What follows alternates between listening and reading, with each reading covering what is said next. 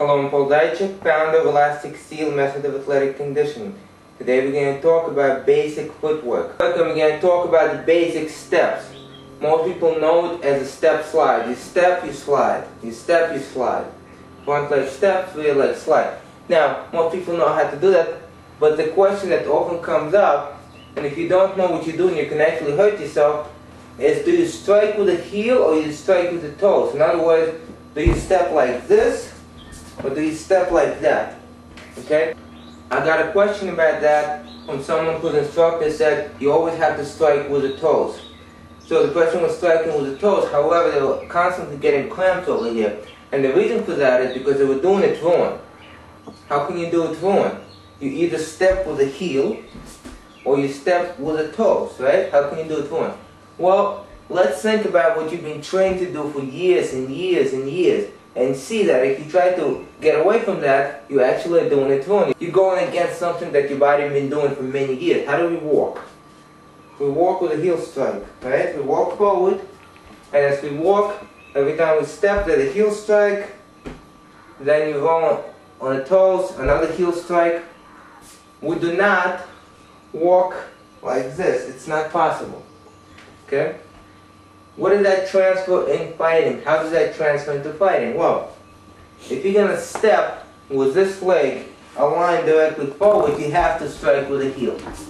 Okay? And that's how you step. Some styles do that. That's how they step. They strike with the heel. That's how you're going to do it.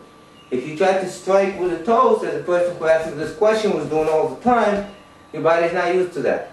If the leg moves this way, it's used to strike with the heel. You've been doing it for a long time. Okay? The muscles here contract. The muscles here relax. So, that means that if you step and this leg, the kneecap, the toes are forward, you strike with the heel. Okay? Strike with the heel. Okay, now, we talk about walking forward. Now, what I would like for you to do is just go like this. Now, this is not how you move, actually, but I just want you to do that. You know how kids like to do that? Just do that. And then try to do the same thing on the heels. It's not happening. Okay, what does that tell you? If you don't believe me, try it. Try to do it on the toes, move sideways on the toes, move sideways on your heels, and you'll see you cannot move on your heels. What does that mean? That means that if you're going to attack sideways, do not do heel strikes. Not going to work.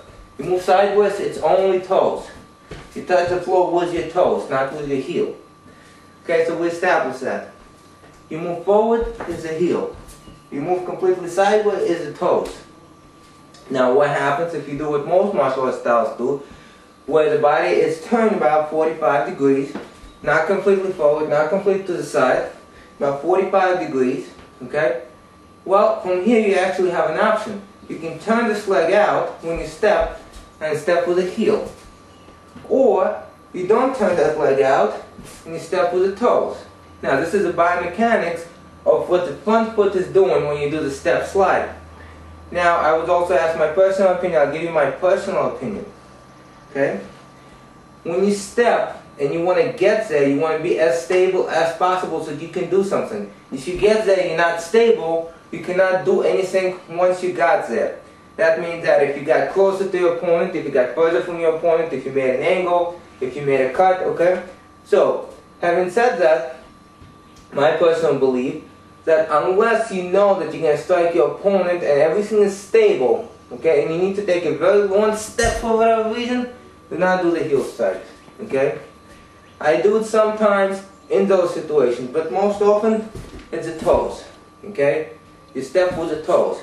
Now I want you to think about something, okay? Even if you don't have that situation or those conditions in front of you, I want you to think about them. You're walking, it's winter, okay? You're walking on ice. There's ice on the floor. And there's a puddle of water and you want to jump over it. Are you going to jump over it with your heels? Or are you going to jump over it with your toes touching? I guarantee you're going to jump over with your toes touching if you know what you're doing, if you have the feel for it. If not, your heel strikes, your heel can slide. You don't get much control touching the ground with your heel. Okay? You get much better control touching the ground with the toes and the heel drops right away. If you take a very long step, most likely you won't have to do that heel strike if you take a very long step. And some people do that. Okay? There's more weight transfer if you strike with the heel. However, there's less control if you do that. This week we talked about what your front foot does when we step. Next week we're going to talk about what your rear does and different things that you can do with your rear leg, and again my personal opinion on it. Today we just talk about the front leg. If you want to learn more about footwork, angles, fighting strategies, take a look at the link below, blue link below, and take a look at the Warrior Strategy online seminar.